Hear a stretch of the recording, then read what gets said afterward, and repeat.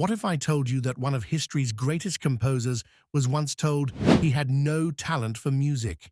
And what if your greatest gift became your worst curse? Imagine being a musical genius and then going completely deaf. Picture this. A young man sits at a piano, tears streaming down his face. His teacher has just declared him hopeless as a composer. His own father beats him regularly, forcing him to practice for hours. At 17, he's already drowning in debt, struggling to feed his family after his father's alcoholism destroyed their lives. This was Ludwig van Beethoven in 1787, broken, dismissed, and seemingly destined for failure. Beethoven's early life was a nightmare. His abusive father saw him as nothing more than a money-making machine, comparing him constantly to Mozart. Teachers rejected him. Critics mocked his unconventional style. But the cruelest blow came in his late 20s. Just as his career was taking off, Beethoven began losing his hearing. Imagine being a musician and slowly losing the very sense that defines your existence. He wrote in his diary, "I must live almost alone, like one who has been banished."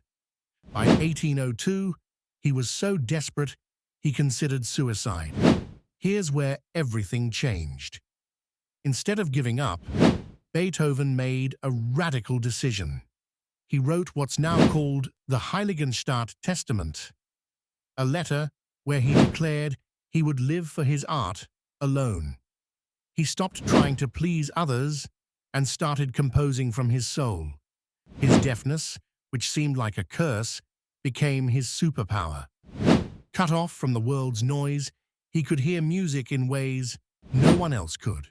What followed was pure magic. Beethoven created his most powerful works while completely deaf. The Ninth Symphony, the Moonlight Sonata, and Ode to Joy. He revolutionized music forever, bridging the gap between classical and romantic periods. The man who was once called hopeless became the composer every musician studies. His music still moves millions today, over 200 years later. Beethoven's story teaches us that our greatest struggles often become our greatest strengths.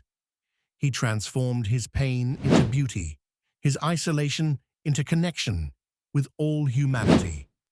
As Mr. Ambot would say, "You failed when you stop,